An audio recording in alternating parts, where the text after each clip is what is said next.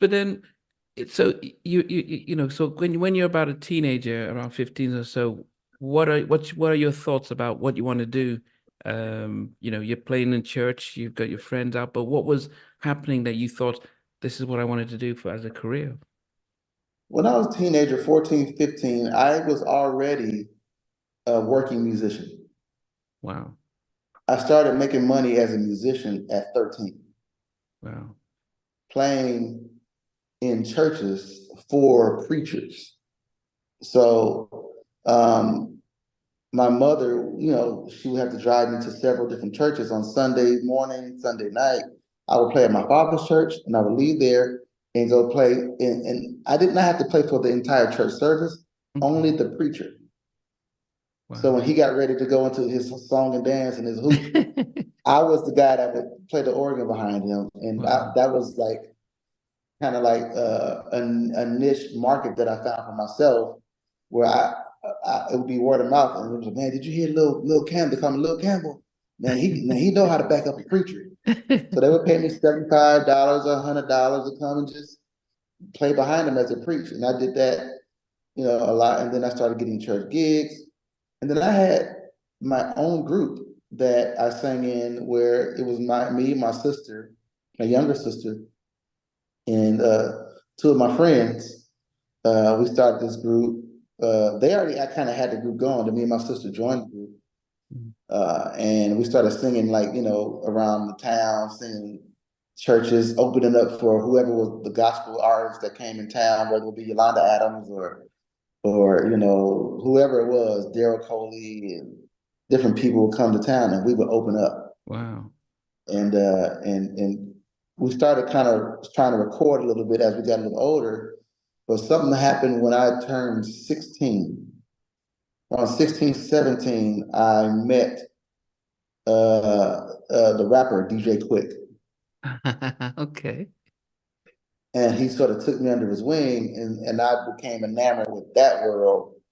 And because that was a much larger scale than I had ever seen in terms of the music industry. And I got to be a part of so many cool things just being with him. And that just kind of took me in a different trajectory and was the catalyst of me going into hip hop and R&B professionally.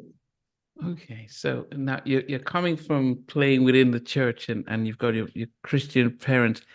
I don't know if DJ Quick was a gospel artist at the time. How No, did it the was two not. relate? So how did be not yoked with unbelievers? How did the whole thing? How did you weigh that up between? Oh, okay, this.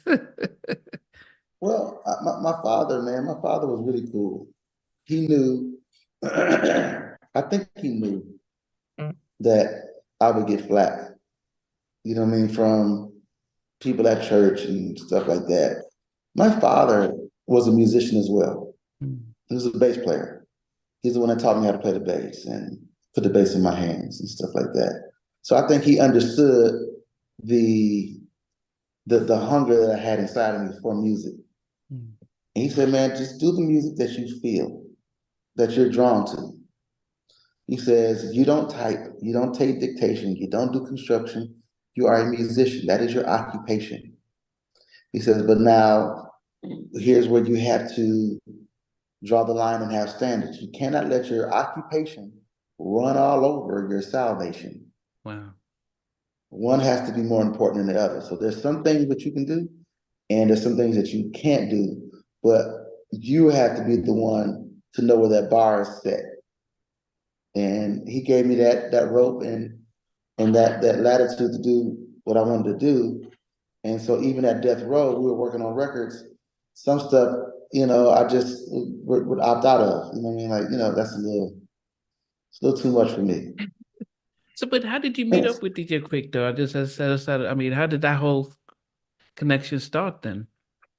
I have a friend that I grew up with. His name was DJ Rogers Jr. His father was the soul singer DJ Rogers in the 70s. Me and him met at 9 or 10 years old, and we've always stayed in touch. I ran into him somewhere. I was at a concert, and he happened to just be there. And he told me that he was on tour with DJ Quik, and he had a DJ Quik tour jacket on at the time. So I believed him, you know. Yeah. So me and him got together, and he was a songwriter and a singer. And we wrote a song at my house, and I started putting the track together. What I didn't say, by the time I was 12, my father and mother believed in me so much. By the time I was 12, I had a full, like, pre-production studio in my bedroom. Wow. Equipment, drum machines, keyboards, you know, I can make beats and stuff like that. And so he comes over, we work on this song. He says, hey, I want to get DJ Quik to work on this with us, to reprogram the drums on the song. I said, wait a minute. DJ Quik? What do you mean? Come on, man, that's not gonna happen. I said, no, I'm gonna get him to do it. He's like my brother, he'll do it. So we got in the car the next day and drove way out to his house, and he rang the doorbell. DJ Quik answers the door. Wow.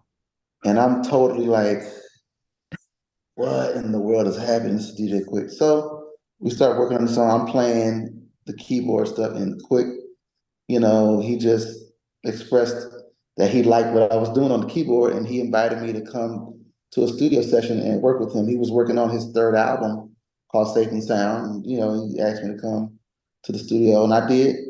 And what we did that day was so great. He just said, come back tomorrow. And that tomorrow and the next day and the next day, that turned into 3 years of me just hanging with him and learning the ropes of production, and him teaching me how to, you know, to craft and create, you know, music and beats, and teaching me about sounds, giving me and sharing with me some of his sounds that he created, you know. And so when you hear the very first Mary Mary album, that whole album is full of drum sounds and samples that DJ Quik created and gave to me. And I took those things and created that music with that, you know. So, you know, it was like me going to college. Hey guys, thanks for watching. Thanks for being a part of Halftime Chat. Please remember to subscribe, share, and comment. But most importantly, why don't you become a member of Halftime Chat? We've got amazing videos, amazing perks, and being able to support the channel. But anyway, thanks for watching. Take care. I never participated in that kind. And somewhere in between us for even loving us, on which I didn't miss you with. What was it like growing up? She's still making an impact on 4 houses down. I have a couple of pieces. Trying to get this one and that one. That works for me, but just for me,